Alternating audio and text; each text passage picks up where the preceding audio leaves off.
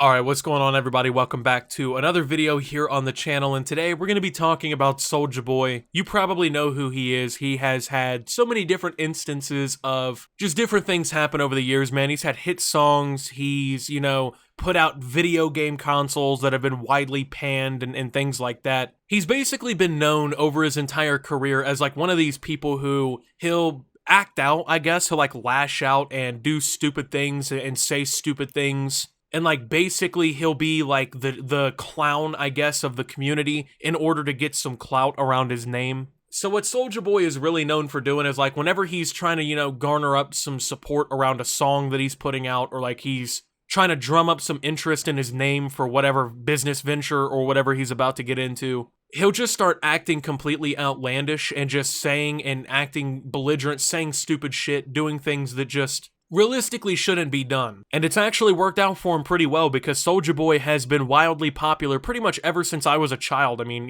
with the whole Crank That Soulja Boy song and dance and everything. I mean, when we were in like second, third grade, everybody was doing that shit. You know what I'm saying? Like that was one of the biggest songs that we had ever known, right? But he's had other hit songs, even recently had other hit songs. And he's had, successful business ventures. And like I said, he put out his little gaming consoles and whatnot. But recently, he's been doing and saying some shit that's just, it's not only really unnecessary and ridiculous, but also at the same time, it just makes him look like a fucking idiot. And I don't even get, like, what exactly he's promoting. I don't know if he's trying to promote his new TikTok single, that whole little She Make It Clap shit that you've probably been hearing all over TikTok and stuff. I don't know what he's trying to promote or, like, get some attention around his name for, but, like, I would assume he's about to drop some music or something, because he's been completely on one for, like, the last 3 weeks.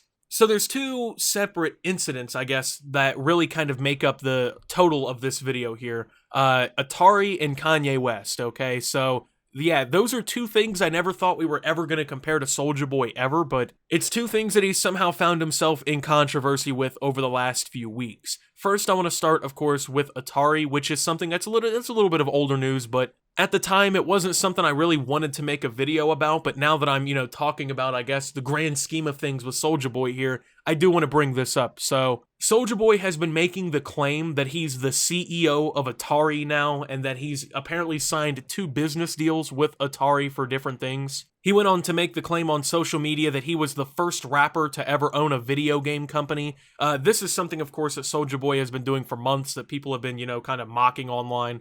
Just say that he was the first rapper to ever do this, to ever do that, because in reality, Soulja Boy did actually kind of invent a lot of like the style, personality, different shit that a lot of rappers and celebrities actually depend on now. Soulja Boy has been kind of, I guess, a pave the way kind of person for a lot of shit that's going on. I will give him credit where credit's due. He has popularized a lot of things, but he's been making the claim that he's the CEO of the gaming company Atari and whatnot, and it's kind of just ridiculous claims in the first place, and here's why. So first and foremost, let's get this, I guess, the record straight right now. Soulja Boy does not own Atari. He is not the CEO. He doesn't own the company outright. The likelihoods of him even being, I guess, involved with Atari aren't even really all that high, and if it is, it may just be for like marketing purposes only or something like that. I haven't personally heard any other news about this. I've just been hearing that, Atari's like, yeah, he's not the fucking CEO of our company. But he made the claim that Atari was going to buy the Soulja Boy console company for $140 million, okay? So let's go ahead and, I guess, talk about that. So,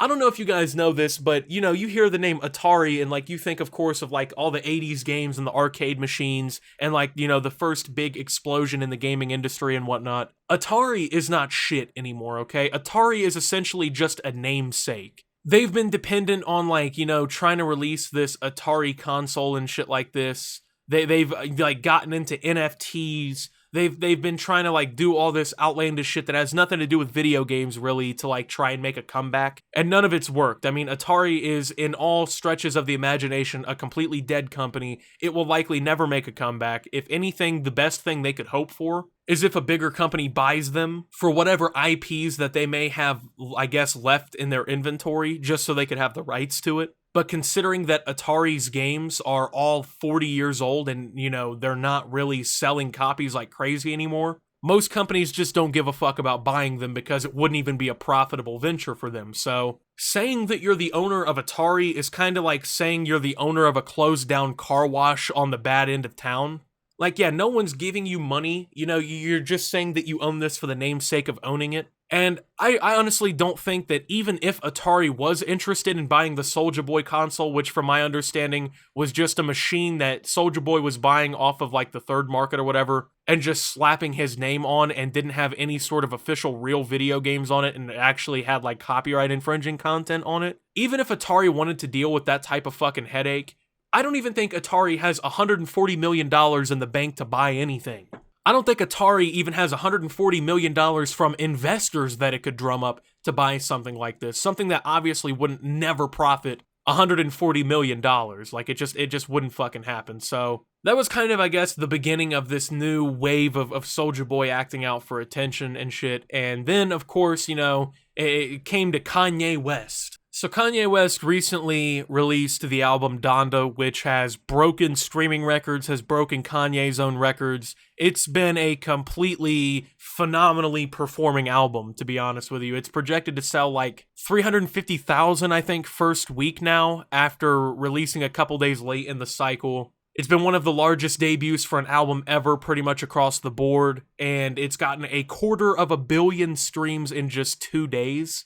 Well, Soulja Boy was apparently supposed to be on the album, so there's a song on there called Remote Control, which apparently Soulja Boy had a verse cut from, so Big Draco took to social media to air his grievances, saying Kanye initially told him the verse sounded great and that it would be included on the project, but on the album that's fully out on all streaming platforms, Soulja's verse didn't make the cut. Soulja has since come for Kanye's throat all week, trolling him and insulting him at any given opportunity. Quote, Donda flopped, he wrote in his latest string of tweets, despite the project already breaking streaming records around the world. Kanye, old picklehead ass, bruh, you lame as fuck, at Kanye West on God. I might diss you every day for the rest of my life how I'm feeling, at Kanye West. He then took some personal jabs at Ye and claimed he was the first rapper to ever be with Kim Kardashian. Quote, I want to fight, the Crank That Hitmaker concluded. Do you know how to fight? At Kanye West, I feel like you a hoe. Let's get in the ring? TMZ filmed Soulja expanding on these get in the ring thoughts. Laughing, he said, quote, that's me having a little fun, you know what I'm saying? We ain't tripping, man, unless Kanye want to get in the boxing ring, you know what I'm saying? I think we could make $100-200 million.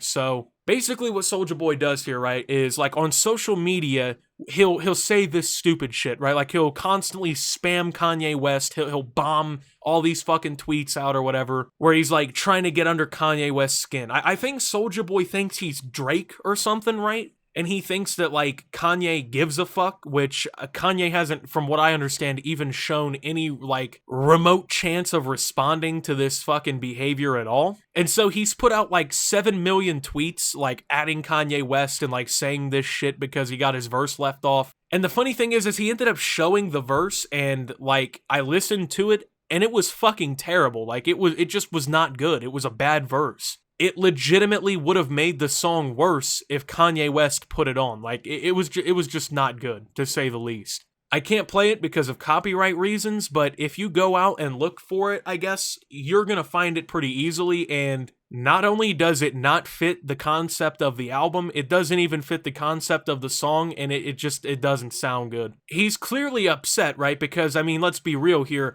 Soulja Boy, what he cares about is getting a lot of fucking attention to his name. Soulja Boy, his whole marketing, his whole career has been him acting out. He has to act like a dumbass in order for people to, like, pay any sort of attention to him, because in all reality, you know, Crank That's been 15 years ago, and, you know, yeah, he had that recent song blow up or whatever, but if he's not acting like this on social media, you know, people are not paying attention to Soulja Boy. That's just how it is. So what he does is he realizes that he's not going to get the clout from being on Kanye's album, and so he creates it himself by acting a fucking fool. Now, obviously, Kanye West is never going to box Soulja Boy. Not only would it be a waste of his time, it would be a waste of his money. You know, Soulja Boy's talking about, oh, we could make $100-200 million if we boxed, but Kanye West can release, you know, one item through Yeezy Gap and make like $20 million in a day, okay? Kanye West, as he said on his album, can give $1 to every person on earth. He is a multi-billionaire. Kanye West made like $12 million